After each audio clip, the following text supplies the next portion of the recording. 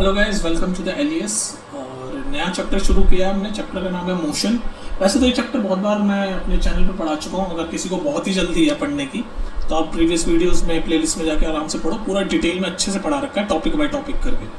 लेकिन ऑब्वियसली अब दोबारा पूरा सिलेबस चल ही रहा है हमारा। इससे पहले हमने कौन सा चैप्टर पढ़ा? Is matter around us pure, पूरा कंप्लीट कर लिया। एक टॉपिक उसका सारा निपटा दिया पूरा, है ना। तो ऐसे ही अब हम मोशन शुरू कर रहे हैं। मोशन में आपके मोटा मोटी 5-6 टॉपिक होंगे, एक एक करके सारे निपटा देंगे। आज की वीडियो में हम पढ़ेंगे, आज की वीडियो का टॉपिक है डिस्टेंस एंड डिस्प्लेसमेंट। ये आज की वीडियो का टॉपिक है। आज हम ये वाला टॉपिक पढ़ेंगे, डिस्टेंस एंड डिस्प्लेसमेंट। इसके अलावा वैसे जो इस चैप्टर में जो टॉपिक है वो मैं बता रहा हूँ। एक तो ये है जो आज हम कंप्लीट करते हैं, डिस्टेंस एंड डिस्प्लेसमेंट। इसके अलावा आपका है uniform and non uniform motion. ये सब पढ़ेंगे हम टॉपिक बाय टॉपिक एक करके, है ना। उसके बाद आपका है एक्सेलरेशन क्या होता है, शॉर्ट में लिख दिया मैंने, एक्सेलरेशन एक्सिस से। उसके बाद हम पढ़ेंगे यूनिफॉर्म सर्कुलर मोशन। उसके बाद हम पढ़ेंगे ग्राफ, डिस्टेंस और टाइम का ग्राफ, वेलोसिटी और टाइम का ग्राफ समझेंगे। इस तरह से कुछ कुछ आपके ये 5-6 टॉपिक हैं। तो 4-5 वीडियो में ये चैप्टर पूरा कंप्लीट हो जाएगा। तो आराम से आप सीक्वेंस में देखते जाओ, आपका काम हो जाएगा। उसके बाद आपको अगर आपको इन टेक्स्ट क्वेश्चन या एनसीईआरटी के क्वेश्चन आपको सॉल्व करने तो वो भी मैंने करा रखे हैं, प्लेलिस्ट में जाके देख लेना। और किसी बच्चे को दिक्कत हो, वो चाहता है कि भाई दोबारा पढ़ाओ तो दोबारा भी पढ़ा देंगे। लेकिन ये सब in text question, NCERT question, exemplar MCQ question, ये सब करवा रखे हैं मैंने, प्लेलिस्ट में ढूंढ लेना, ठीक है, कोई दिक्कत ही नहीं है। अब आते हैं हम आज के टॉपिक पे, जो कि हमारा टॉपिक है डिस्टेंस एंड डिस्प्लेसमेंट। ये हम आज पढ़ेंगे, ठीक है। तो उसके बाद फिर नेक्स्ट वीडियो में ही पढ़ेंगे uniform and non uniform motion. तो चलिए शुरू करते हैं डिस्टेंस एंड डिस्प्लेसमेंट। तो आसान भाषा में बिल्कुल हम समझेंगे, कॉन्सेप्ट क्लियर होने चाहिए आपके कि भाई डिस्टेंस एंड डिस्प्लेसमेंट क्या है। तो सबसे पहले हम डिस्टेंस देख लेते हैं। डिस्टेंस ये तो हम नॉर्मल अपनी डे टू डे लैंग्वेज में भी ये वर्ड बहुत यूज़ करते हैं। डिस्टेंस हम यूज़ करते हैं ना, डिस्टेंस कितना में कितना डिस्टेंस है। तो डिस्टेंस बेसिकली जो टोटल लेंथ कवर करता है ना, कोई भी पाथ, टोटल लेंथ, उसको हम डिस्टेंस बोलते हैं। दोबारा सुनो मेरा सेंटेंस, क्या कह रहा हूँ। कोई भी पाथ जो टोटल लेंथ कवर करता है उसी को डिस्टेंस बोलते हैं। जैसे फॉर एग्जांपल अगर मान लो ये कोई पॉइंट है, जैसे फॉर एग्जांपल मैं आपको डिस्टेंस समझा रहा हूँ। जैसे ये कोई पॉइंट है ए, ये कोई पॉइंट है बी, उसके बाद ये कोई पॉइंट है मान लो सी, फिर ये कोई पॉइंट है मान लो डी, फिर उसके बाद वापस से कोई पॉइंट है आपका ई। तो अगर मान लो कोई इंसान ऐसे चला ए से बी, फिर बी से सी गया, सेकंड थोड़ी सीधी बना देते हैं, ये बी से सी गया, अरे यार टेढ़ी हो गई, चलो कोई नहीं, टेढ़ी तो टेढ़ी सही। ये बी से सी गया, फिर उसके बाद सी से डी गया, और फिर डी से ई आ गया, ठीक है। और मान लो इसने ए से बी में 5 मीटर का डिस्टेंस कवर करा, बी से सी में 7 मीटर का डिस्टेंस कवर करा, सी से डी में इसने 6 मीटर का डिस्टेंस कवर करा, और डी से ई में भी इसने 7 मीटर का डिस्टेंस कवर करा, ठीक है। तो टोटल ये अगर आपसे कोई क्वेश्चन पूछे, question what's the distance, what is the distance, एक second, what is the total distance, what is the total distance covered while traveling from point A to point E, ठीक है। ये क्वेश्चन आपसे मैंने बना दिया। आपसे अगर कोई क्वेश्चन पूछे, ये मैंने जल्दी जल्दी लिख दिया, what is the total distance, total ये टोटल लिखा है, डिस्टेंस लिखा है, what is the total distance covered while traveling from point A to E। मतलब एक क्वेश्चन अगर आपसे कोई पूछे, ग्राफ दे दे, और क्वेश्चन आपसे कोई पूछे कि अगर A से E को ट्रैवल कोई करता है तो टोटल डिस्टेंस कितना कवर किया। तो मैंने आपको डिस्टेंस की डेफिनेशन क्या बताई? डिस्टेंस की डेफिनेशन मैंने आपको ये बताई कि डिस्टेंस मींस जो टोटल लेंथ, कोई भी पाथ जो टोटल लेंथ कवर करता है ना, उसको डिस्टेंस बोलते हैं। तो बस आप टोटल लेंथ कौन कौन सी कवर कर रहा है, ए से बी में 5 मीटर, है ना। बस आप ऐड कर दो, टोटल डिस्टेंस पूछा ना इसने ए से ई पॉइंट के लिए, तो आप देख लो टोटल डिस्टेंस कितना कवर किया। तो देखो ए से बी में 5 मीटर, प्लस बी से सी में 7 मीटर, प्लस सी से डी में 6 मीटर, प्लस डी से ई में 7 मीटर। तो इन सबको ऐड करो, कितना होगा आप अपनी स्पीड पे कर लेना। 5 + 7 12, 12 + 6 18, 18 + 7 25 मीटर। तो डिस्टेंस की यूनिट भी पता चल गई आपको, मीटर। ऐसा यूनिट अगर डिस्टेंस की क्या होती है, मीटर। ऐसा unit of distance is metre. तो ये टोटल डिस्टेंस कितना कवर किया, मीटर। तो आप समझ गए। तो मीटर जो है वो ये नहीं पता करता कि भाई आप किस डायरेक्शन में जा रहे हो, क्या आपका डायरेक्शन वगैरह उसको कोई लेना देना नहीं है। डिस्टेंस का जो यूनिट होता है उसको वो सिर्फ देखता है कि कितना लेंथ कवर किया। तो हमने बस देख लिया कि भाई यहाँ से यहाँ तक ये 5 मीटर चला, यहाँ से यहाँ तक ये 7 मीटर चला, फिर यहाँ से यहाँ तक 6 मीटर चला, यहाँ से यहाँ तक 7 मीटर चला। हमने सब कुछ ऐड करा, 25 मीटर डिस्टेंस हमने आंसर बता दिया ए से ई में। तो इसने डायरेक्शन पे कोई फोकस नहीं किया कि किस किस डायरेक्शन में गया, वो कोई फोकस नहीं किया। तो जो भी चीज, जो भी क्वांटिटी सिर्फ मैग्नीट्यूड, ध्यान रखो ये कॉन्सेप्ट बता रहा हूं आपको मैं, जो भी क्वांटिटी सिर्फ मैग्नीट्यूड के साथ एसोसिएट करती है, मैग्नीट्यूड देखती है, मतलब नंबर देखती है। जैसे आपस में नंबर देखा हमने कि भाई टोटल कितना, तो नंबर आया 25 मीटर, और डायरेक्शन नहीं देखती, तो ऐसी यूनिट को हम बोलते हैं स्केलर यूनिट। स्केलर यूनिट जैसे कि डिस्टेंस आपसे कोई पूछेगा स्केलर यूनिट है तो आप कहोगे हाँ, क्योंकि सिर्फ मैग्नीट्यूड देखती, इसने डायरेक्शन नहीं देखा किसकी डायरेक्शन में, इसने ऐड कर दिया सीधे, यहाँ से 5 मीटर, यहाँ से 7 मीटर, 6 7 ऐड कर दिया, तो डायरेक्शन का कोई लेना देना नहीं है। तो ऐसी यूनिट जिसमें डायरेक्शन का कोई लेना देना नहीं होता उसको हम कहते हैं स्केलर क्वांटिटी। और इसका एक एग्जांपल हो गया डिस्टेंस। और भी एग्जांपल आप जानना चाहो जैसे स्पीड हो गया, टाइम हो गया, मास हो गया, इन सब ये सब स्केलर क्वांटिटी होती है, ठीक है। उसके अपोजिट, स्केलर क्वांटिटी के अपोजिट एक और चीज होती है वेक्टर क्वांटिटी। एक और चीज होती है वेक्टर क्वांटिटी। वेक्टर क्या करती है, मैग्नीट्यूड यानी कि जो नंबर है, मैग्नीट्यूड मतलब जो भी नंबर है, जो भी अमाउंट है, उसके साथ साथ डायरेक्शन भी देखती है, डायरेक्शन भी देखती है। तो ऐसी चीजें जो डायरेक्शन भी देखती है उनको हम बोलते हैं वेक्टर क्वांटिटी। तो अब जो नेक्स्ट चीज हम पढ़ने वाले हैं, डिस्टेंस हमने पढ़ लिया, नेक्स्ट चीज हम क्या पढ़ने वाले हैं, डिस्प्लेसमेंट। डिस्टेंस सबको समझ आ गया। डिस्टेंस मतलब क्या है, जो भी कोई ऑब्जेक्ट, जो भी कोई बॉडी जो एक्चुअल लेंथ ट्रेवल कर रही है, टोटल डिस्टेंस जो भी टोटल लेंथ ट्रेवल कर रही है, उसी को हम बोलते हैं डिस्टेंस। और उसमें कोई हम डायरेक्शन वगैरह नहीं देखते, बस मैग्नीट्यूड यानी कि नंबर देखते हैं, ठीक है। और ऐसी क्वांटिटी को हम स्केलर क्वांटिटी बोलते हैं, आपको पता चल गया।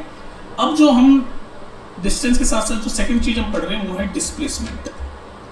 डिस्प्लेसमेंट, अब इसमें कंफ्यूज मत होना, डिस्प्लेसमेंट इसको समझने के बहुत सारे तरीके हैं, पर एक जो आसान तरीका मैं आपको बताऊं कि डिस्प्लेसमेंट, जैसे कोई भी पाथ अगर बना हुआ हो ना, तो डिस्प्लेसमेंट जो होती है ना वो शॉर्टेस्ट डिस्टेंस होती है। डिस्प्लेसमेंट क्या होती है, शॉर्टेस्ट डिस्टेंस।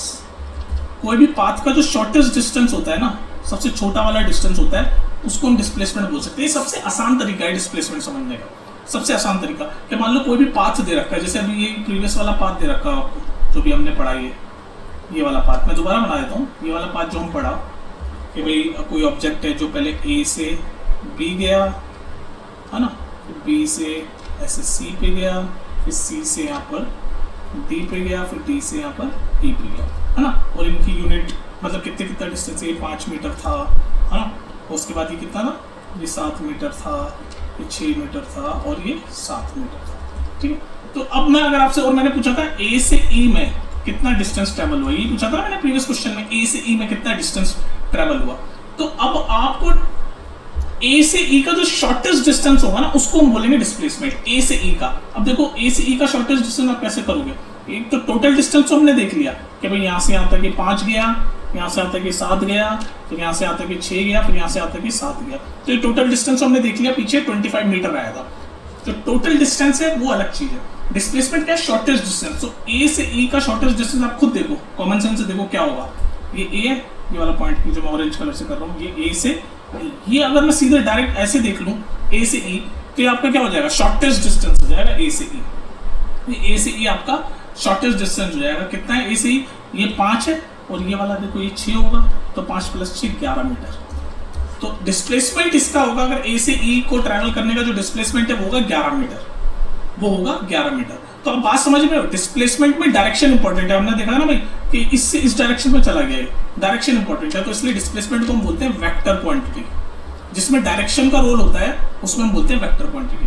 तो डिस्प्लेसमेंट बेसिकली डिस्टेंस, किसी भी पाथ का जो शॉर्टेस्ट डिस्टेंस होता है ना, उसको हम डिस्प्लेसमेंट बोलते हैं। जैसे एक और एग्जांपल देखो आप डिस्प्लेसमेंट का, एक और एग्जांपल देखो आप डिस्प्लेसमेंट का। जैसे अगर मान लो ये कोई ए से, कोई बंदा है जो ए से बी को गया, ये से पहले मैं नाम लिख देता हूँ, ए से बी, और या फिर बी से ही कर देते हैं, एक सेकंड देखो, ये देखो ऐसे ए बी, ये कोई इंसान है जो ए से बी गया और फिर बी से सी चला गया, ठीक है। अगर मैं आपसे बोलूं कि ए से बी 3 मीटर है, बी से सी 4 मीटर है, और मैं आपसे पूछूं व्हाट इज द डिस्प्लेसमेंट, ये कोई इंसान है, मान लो ऐसे ही कोई इंसान है, ये ए से इस डायरेक्शन में, ए से बी गया, फिर बी से सी गया, ठीक है, और मैं आपसे पूछूं what is the displacement of this path from A to C, मतलब ए से सी जाने में क्या डिस्प्लेसमेंट है, ए से सी जाने में what is the displacement of this path. तो आप ध्यान से देखो, डिस्टेंस तो आप बता दोगे, डिस्टेंस ए से सी कितना होता है, डिस्टेंस हमने बताया, डिस्टेंस मतलब टोटल जो भी लेंथ कवर किया उसको डिस्टेंस बोलते हैं। तो टोटल लेंथ तो इजी है कवर करना, भाई ए से बी गया यहाँ से जो मैं डार्क कर रहा हूँ 3 मीटर, फिर बी से सी गया 4 मीटर, तो 3 + 4 7 मीटर, ये तो हो गया डिस्टेंस। डिस्टेंस क्या बताता है, टोटल लेंथ बताता है, लेकिन हमसे क्या पूछा, डिस्प्लेसमेंट, और मैंने आपको क्या बोला, डिस्प्लेसमेंट होता है शॉर्टेस्ट डिस्टेंस। तो ए से सी जाने में जो टोटल डिस्टेंस हुआ वो तो 7 मीटर हो गया, लेकिन डिस्प्लेसमेंट कितना हुआ, अगर मैं डायरेक्ट ए से इस डायरेक्शन में चल जाऊँ, इसलिए बोलते हैं डिस्प्लेसमेंट में डायरेक्शन इंपॉर्टेंट है, मैं ऐसे न जाऊँ, ये जैसे गया है ना ए से बी, बी से सी, ऐसे नहीं, मैं डायरेक्ट ए से सी चला जाऊँ, तो ये शॉर्टेस्ट डिस्टेंस हो जाएगा, ये वाला शॉर्टेस्ट डिस्टेंस हो जाएगा। तो आप ध्यान से देखो, एक राइट एंगल ट्रायंगल बन रहा है ABC, triangle right angle triangle ABC बन रहा है, तो इसमें पाइथागोरस लगा के मैं एसी की वैल्यू निकाल सकता हूँ, ये परपेंडिकुलर है, ये बेस है, तो हाइपोटेन्यूज में निकाल सकता हूँ। आप पाइथागोरस अगर लगाओ तो परपेंडिकुलर का स्क्वायर यानी कि 3 का स्क्वायर 9 प्लस बेस का स्क्वायर यानी 4 का स्क्वायर 16 होता है हाइपोटेन्यूज का स्क्वायर का, तो ये हाइपोटेन्यूज का स्क्वायर यानी एसी का स्क्वायर, सॉरी ये स्क्वायर में लिख दिया, जब स्क्वायर डायरेक्ट ही कर दिया ना, 3 का स्क्वायर 9, 4 का स्क्वायर 16, तो 9 + 16 25, तो एसी का स्क्वायर आपका हो गया 25, तो 5 का स्क्वायर को मैं एसी का स्क्वायर लिख सकता हूँ, स्क्वायर से स्क्वायर हटा, तो एसी की वैल्यू आ गई 5, दिख रहा है ना आपको, एसी की वैल्यू आ गई 5।